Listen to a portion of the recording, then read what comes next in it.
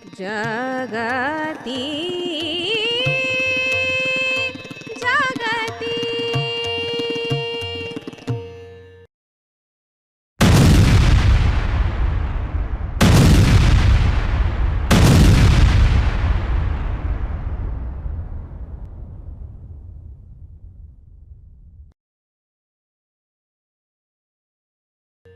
ಜೈ ಶ್ರೀರಾಮ್. ಜಗತಿ ಚಾನೆಲ್ಗೆ ತಮಗೆಲ್ಲರಿಗೂ ಆದರದ ಸ್ವಾಗತ. ಶಿರಸಿ ಮಾಜಿ ಸೈನಿಕ ಸಂಘದ ಅಧ್ಯಕ್ಷರಾದ ರವಿ ಬೆಳ್ಳೆಮನೆಯವರನ್ನು ನಾವು ಇಲ್ಲಿ ಕರೆಸ್ಕೊಂಡಿದ್ದೇವೆ, ಮಾತನಾಡಿಸ್ತಾ ಇದ್ದೇವೆ. ಇವರು ಇಲ್ಲಿ ಬರಲಿಕ್ಕೆ ಕಾರಣರಾದ ಮೇಜರ್ ಗಣಪತಿ ಸರ್ ಅವರು. ನೀವೇ ಇವರ ಪರಿಚಯವನ್ನು ನಮ್ಮ ಜಗತಿ ಚಾನೆಲ್ ಮೂಲಕ ಜನರಿಗೆ ಮಾಡಿಕೊಡ್ಬೇಕು ಅನ್ನೋದು ನಮ್ಮ ಕೋರಿಕೆ. ಹಾಗೆ ಇವರ ಪರಿಚಯ ಒಂದಷ್ಟು ಜನರಿಗೆ ಮಾದರಿ ಆಗಲಿ, ಇವರ ಜೀವನ ಒಂದಷ್ಟು ಜನರಿಗೆ ಮಾದರಿ ಆಗಲಿ ಅನ್ನೋದು ನಮ್ಮ ಉದ್ದೇಶ. ಸರ್, ಗಣಪತಿ ಸರ್ ಅವ್ರ ಮೂಲಕ ನಿಮ್ಮನ್ನು ಪರಿಚಯಿಸ್ತಾ ಇದ್ದಾರೆ. ನಮಸ್ಕಾರ ರವಿ ಬೆಳ್ಳೆಮನೆ ಅವರೇ. ಜೈ ಹಿಂದ್, ವಂದೇ ಮಾತರಂ.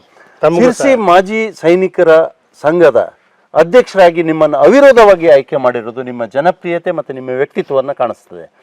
ನಿಮ್ಮ ಒಂದು ಸೈನಿಕ ಸಂಘದ ಏನೇನು ಕಾರ್ಯಕ್ರಮಗಳನ್ನು ಮುಂದೆ ಮನಸ್ಸಿನಲ್ಲಿ ಇಟ್ಕೊಂಡಿದ್ದೀನಿ ಅನ್ನೋದ್ರ ಬಗ್ಗೆ ನಮಗೆ ಜಗತಿ ಚಾನೆಲ್ನ ವೀಕ್ಷಕರಿಗೆ ಸ್ವಲ್ಪ ಹೇಳ್ಕೊಡ್ಬೋದಾ? ಮಾಜಿ ಸೈನಿಕರ ಸಂಘ ಅನ್ನೋದು ಸೈನಿಕರಿಂದ ಸೈನಿಕರಾಗಿ ತಯಾರಾದಂಥ ಒಂದು ಸಂಘ.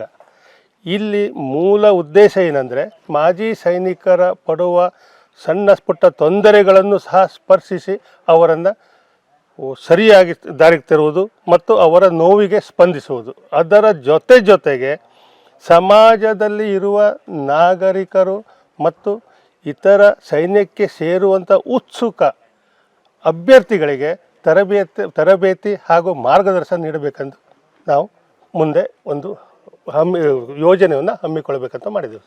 ವೆರಿ ಗುಡ್, ಒಳ್ಳೇದು. ರವಿ ಬೆಳ್ಳೆಮನೆಯವರು ತಮ್ಮ ಪ್ರಾರಂಭಿಕ ಶಿಕ್ಷಣ ಮತ್ತು ಮಾಧ್ಯಮಿಕ ಶಿಕ್ಷಣ ಮತ್ತು ಮಿಲಿಟ್ರಿಗೆ ಸೇರ್ತಾ ಇರುವಂಥ ಕಾಲಘಟ್ಟದ ಬಗ್ಗೆ ಸ್ವಲ್ಪ ತಿಳಿಸಿ ಹೇಳ್ಬೋದಾ? ನಾನು ಮೂಲತಃ ಶಿರಸಿಯ ನೀಲೇಕಣಿ ಭೀಮನಗುಡ್ಡದ ನಿವಾಸಿ. ನನ್ನ ಮೂಲ ಪ್ರಾಥಮಿಕ ವಿದ್ಯಾಭ್ಯಾಸವನ್ನು ನಾನು ನೀಲೇಕಣಿಯ ಕನ್ನಡ ಮಾಧ್ಯಮ ಸರಕಾರಿ ಹಿರಿಯ ಪ್ರಾಥಮಿಕ ಶಾಲೆಯಲ್ಲಿ ಮುಗಿಸಿ, ಗಾಂಧಿನಗರದ ಪ್ರೋಗ್ರೆಸಿವ್ ಹೈಸ್ಕೂಲ್ನಲ್ಲಿ ಹೈಸ್ಕೂಲ್ ವಿದ್ಯಾಭ್ಯಾಸ ಮುಗಿಸಿ, ನಂತರ MM ಆರ್ಟ್ಸ್ ಆ್ಯಂಡ್ ಸೈನ್ಸ್ ಕಾಲೇಜಿನಲ್ಲಿ 81-82 ಇಸ್ವಿಯಿಂದ ನಾನು first year and second year science ವಿದ್ಯಾಭ್ಯಾಸ ಮುಗಿಸಿ ನಂತರ ಆರ್ಮಿಗೆ ಜಾಯ್ನ್ ಆಗಿದ್ದೇನೆ. ಸರ್, ನೀವು ಈ ಮಿಲಿಟರಿ ಸೇವೆಯಲ್ಲಿ ಯಾವ್ಯಾವ ಪ್ರದೇಶಗಳಲ್ಲಿ ಕೆಲಸ ಮಾಡಿದ್ದೀರಿ ಅಂತ ಹೇಳ್ತೀರಾ? ಒಳ್ಳೆ ಪ್ರಶ್ನೆ ಕೇಳಿದ್ದೀರಿ ಮೇಡಮ್. ನಾನು ಬೆಳಗಾವ್ BRO ಸೆಂಟರಿಂದ EME electrical and mechanical engineer ಕೋರ್ಗಾಗಿ ಮೆಕ್ಯಾನಿಕಲ್ ಬಂದೂಕ್ ಮೆಕ್ಯಾನಿಕ್ ಆಗಿ ಪ್ರಪ್ರಥಮವಾಗಿ ಸೆಲೆಕ್ಷನ್ ಆದೆ. ಆ ಸೆಲೆಕ್ಷನ್ ಆದ ನಂತರ ನನಗೆ 3 EME ಸೆಂಟರ್ ಭೂಪಾಲದಲ್ಲಿ ನನ್ನ ಪ್ರಾಥಮಿಕ ಟ್ರೈನಿಂಗು ಮತ್ತು ಬೇಸಿಕ್ ಟ್ರೈನಿಂಗ್ ಮುಗಿಸಿ ನಾನು ರಾಜಸ್ಥಾನ್ ಸೂರತ್ಗಢ್ ಅನ್ನುವಂಥ ಪ್ರದೇಶದಲ್ಲಿ ಬಿಹಾರ್ ರೆಜಿಮೆಂಟ್ ಇನ್ಫೆಂಟ್ರಿ ಬಟಾಲಿಯನ್ ಜೊತೆ ಸರ್ವಿಸ್ ನನ್ನ ಶುರುವಾಯಿತು. ಅಲ್ಲಿ 3.5-4 ವರ್ಷ ಸರ್ವಿಸ್ ಮುಗಿಸಿದ ನಂತರ ನಾನು ಮೀರಠ್, ಮಧ್ಯಪ್ರದೇಶದಲ್ಲಿ ಸಾಗರ್ ಹಾಗೂ ಆಸಾಮ್ದಲ್ಲಿ ಸರ್ವಿಸ್ ಮುಗಿಸಿ ನಂತರ ನಾನು ಹವಲ್ದಾರ್ ರ್ಯಾಂಕ್ನ ಕೆಡರ್ನೊಂದಿಗೆ ಹವಲ್ದಾರ್ ಆಗಿ ಸೀದಾ ನಾನು ಮೌಂಟನ್ ಬ್ರಿಗೇಡ್ ಜೊತೆಗೆ ನಾಗಾಲ್ಯಾಂಡ್, ಮಣಿಪುರ, ಮಿಜೋರಾಂ ಪೂರ ಸೌತ್ ಈಸ್ಟ್ ಏರಿಯಾವನ್ನು ನಾನು ಕಂಪ್ಲೀಟ್ ಸರ್ವಿಸ್ ಮುಗಿಸಿ ಕೊನೆಯದಾಗಿ ನಾನು 14 ವರ್ಷ ಸರ್ವಿಸ್ ಆದ ನಂತರ ನನಗೆ ಸ್ಟೇಷನ್ ವರ್ಸ್ ಆಫ್ EME ಮುಂಬೈ ಅಲ್ಲಿ ಪೋಸ್ಟಿಂಗ್ ಆಯಿತು. ಅಲ್ಲಿ 4 ವರ್ಷ ಸರ್ವಿಸ್ ಮಾಡಿ ಅಲ್ಲಿಂದ ರಿಟೈರ್ಡ್ ಆಗಿ ಸಿವಿಲ್ಸ್ಗೆ ಬಂದಿದ್ದೇನೆ ಮೇಡಮ್. ಮಿಲಿಟರಿ ಸೇವೆಯಿಂದ ನಿವೃತ್ತರಾಗಿ ಬಂದ ನಂತರ ನಾಗರಿಕ ಕ್ಷೇತ್ರದಲ್ಲೂ ಕೂಡ ನೀವು ಸಾಕಷ್ಟು ಸೇವೆಯನ್ನು ಸಲ್ಲಿಸಿದ್ದೀರಾ. ಬೇರೆ ಬೇರೆ ಕಾಂಪಿಟೇಟಿವ್ ಎಕ್ಸಾಮ್ನಲ್ಲಿ ಪಾಸ್ ಮಾಡಿ ನೀವು ಕರ್ನಾಟಕ ಸರ್ಕಾರದಲ್ಲಿ ಒಂದು ಜವಾಬ್ದಾರಿಯುತವಾದ ಹುದ್ದೆಯಿಂದ ನಿವೃತ್ತರಾಗಿದ್ದೀರಾ. ಅದರ ಬಗ್ಗೆ ಸ್ವಲ್ಪ ಹೇಳ್ಬಹುದಾ? ಹೇಳ್ತೀನಿ ಸರ್. ಏನಂದರೆ, ನಾನು 98 ನವಂಬರ್ದಲ್ಲಿ ಆರ್ಮಿಯಿಂದ ರಿಟೈರ್ಡ್ ಆದ ನಂತರ ನಾನು ನನ್ನ ಮೂಲ ಊರಾದ ಶಿರಸಿಗೆ ವಾಪಸ್ಸಾದೆ. ಇಲ್ಲಿ ಆಗಾಗಲೇ ನನಗೆ ಮದುವೆ ಆಗಿತ್ತು, ಒಂದು ಹೆಣ್ಣು ಮಗು ಕೂಡ ನನ್ನ ಜೊತೆಗಿತ್ತು. ತದನಂತರದಲ್ಲಿ ನನಗೆ ಸರ್ಕಾರದಲ್ಲಿ ಯಾವುದೇ ಒಳ್ಳೆಯ ಸೇವೆ ಸಿಗಲಿಲ್ಲ, ನೌಕರಿ ಸಿಗಲಿಲ್ಲ. ನಾನು ನನ್ನ ಮನಸ್ಸಿನಲ್ಲಿರುವ ಭಾವನೆಗಳಿಂದ ಏನಂದರೆ ನಾನು ಒಂದೇ ಒಂದು ಉದ್ದೇಶ ಏನಂದರೆ, ಯಾವುದೇ ವ್ಯಕ್ತಿಯಿಂದ ನಾನು ಹಣ ಪಡೆಯಬಾರ್ದು, ಯಾರಿಂದ ಲೋನನ್ನು ತೆಗೆದುಕೊಳ್ಳಬಾರ್ದು ಮತ್ತು ನನ್ನ ಹೆಂಡತಿ ಮಕ್ಕಳನ್ನು ಸಾಕಬೇಕು ಅನ್ನುವಂಥ ಒಂದೇ ಒಂದು ಉದ್ದೇಶದಿಂದ ಪ್ರತಿಯೊಂದು ವರ್ಕ್ನಲ್ಲೂ ಮಾಡಿದೆ. ಅಂದರೆ ರಿಕ್ಷಾನೂ ಹೊಡೆದೆ, KSRTC ಕಂಡಕ್ಟರೂ ಮಾಡಿದೆ, ಕೂಲಿ ಕೆಲಸನೂ ಮಾಡಿದೆ. ಅಂದರೆ ನನಗೆ ಬೇಕಾಗದ್ದು ಆ ಸಮಯದಲ್ಲಿ ನನ್ನ ಜೀವನಕ್ಕೆ ಆಗುವಷ್ಟು ಹಣ, ಪೆನ್ಷನ್ ನನಗೆ ಅಷ್ಟು ಸಾಲೋದಿಲ್ಲಾಗಿತ್ತು. ಅಲ್ಪ ಪೆನ್ಷನ್ ನನ್ನ ಹತ್ರ ಮನೆ ಮೇಂಟೆನೆನ್ಸ್ ಮಾಡಲಿಕ್ಕೆ ಆಗದೇ ಇರೋದ್ರಿಂದ ನಾನು ಪ್ರತಿಯೊಂದು ಕೆಲಸ ನಂತರ ಮಾಡಿದೆ. ಮಾಡ್ತಾ ಇರಬೇಕಾದ್ರೆ ನನ್ನ ತಲೆಯಲ್ಲಿ ಮತ್ತೊಂದು ಯೋಚನೆ ಹೋಗ್ತು, ಹೀಗಾದರೆ ನಡೆಯುವುದಿಲ್ಲ, ನಾನು ಕಾಂಪಿಟೇಷನ್ ಎಕ್ಸಾಮ್ಗೆ ತಯಾರಾಗಬೇಕು ಅನ್ನುವಂಥ ಉದ್ದೇಶ ಬಂತು. ಆ ನಂತರ ನಾನು ಕಾಂಪಿಟೇಟಿವ್ ಎಕ್ಸಾಮ್ಗೆ ತಯಾರಿಯಾದೆ. ಹೈಕೋರ್ಟ್ನಲ್ಲಿ FD ಆಗಿ ಸಿಲೆಕ್ಷನ್ ಆದೆ 2003ರಲ್ಲಿ. ಆ ನಂತರ ಸಿಟಿ ಸಿವಿಲ್ ಕೋರ್ಟ್ ಬೆಂಗಳೂರಿನಲ್ಲಿ ಶಿರಸ್ತೇದಾರ್ ಆದೆ. ಶಿರಸ್ತೇದಾರ್ ರ್ಯಾಂಕ್ನಲ್ಲಿ ಸಿಟಿ ಸಿವಿಲ್ ಕೋರ್ಟ್ನಲ್ಲಿ ಬೆಂಚ್ ಶಿರಸ್ತೇದಾರ್ ಆದೆ. ಆ ನಂತರ ಮತ್ತೂ ಕಾಂಪಿಟೇಷನ್ ಮಾಡಬೇಕು ಅನ್ನೋಂಥ ಹಂಬಲದಿಂದ 2005ರಲ್ಲಿ ಪೊಲೀಸ್ ಸಬ್ ಇನ್ಸ್ಪೆಕ್ಟರ್ ಸಿಲೆಕ್ಷನ್ ಆದೆ.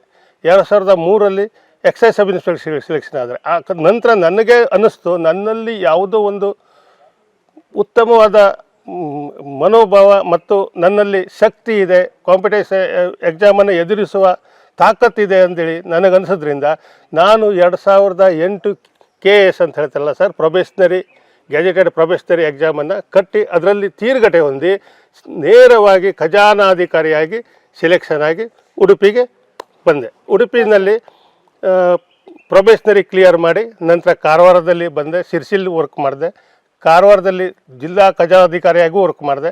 ನಂತರ ಹಾವೇರಿ ಜಿಲ್ಲಾ ಖಜಾನಾಧಿಕಾರಿಯಾಗಿ ರಿಟೈರ್ಡ್ ಆಗಿದ್ದೀನಿ ಸರ್. ಇದು ನನ್ನ ಕಾಂಪಿಟೇಟಿವ್ ಎಕ್ಸಾಮ್. ಇದೇ ರೀತಿ ಮಾಜಿ ಸೈನಿಕರೆಲ್ಲ ಮುಂದೆ ಬರಲಿ ಅಂದು ನನ್ನ ಆದೇಶ. ಸರ್, ನೀವು ಸೇವೆಯಲ್ಲಿದ್ರಿ, ದೇಶ ಸೇವೆಯಲ್ಲಿ. ಆಗ ನಿಮ್ಮ ಜೀವನದಲ್ಲಿ ನಡೆದಂತ ಒಂದು ಮರೆಯಲಾರದ ಘಟನೆ, ಮರೆಯಲಾರದ ಕ್ಷಣ ಹೇಳ್ತೀರಾ? ಒಂದು ಘಟನೆ ಇದೆ ಮೇಡಮ್.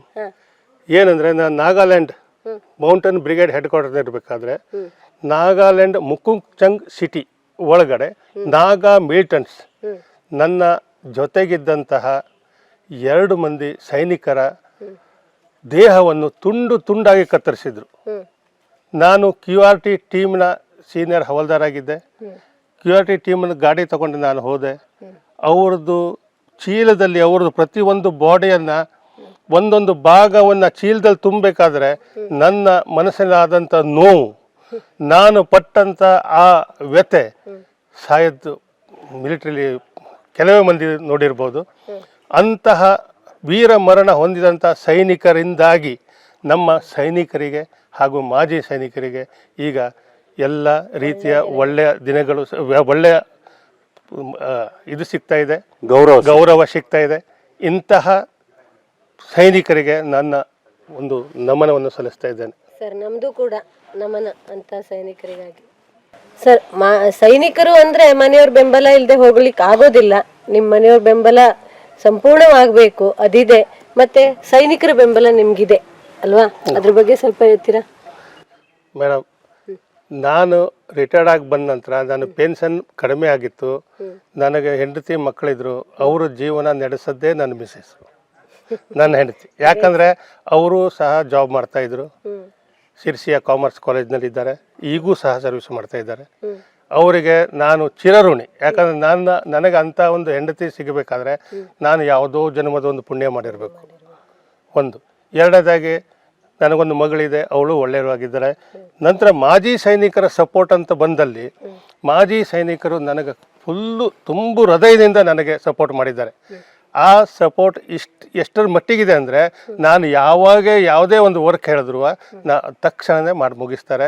ಮತ್ತು ಎಲ್ಲರೂ ಒಟ್ಟುಗೂಡಿಸಿ ಕರ್ಕೊಂಡು ಹೋಗುವಂಥ ತಾಕತ್ತು ಅವರೇ ನನ್ನಲ್ಲಿ ಸೃಷ್ಟಿ ಮಾಡಿದ್ದಾರೆ. ಅದೇ ರೀತಿ ನಾನು ಮುಂದುವರಿಬೇಕಂತೇಳಿ ಪ್ರಯತ್ನಿಸ್ತೇನೆ ಮೇಡಮ್.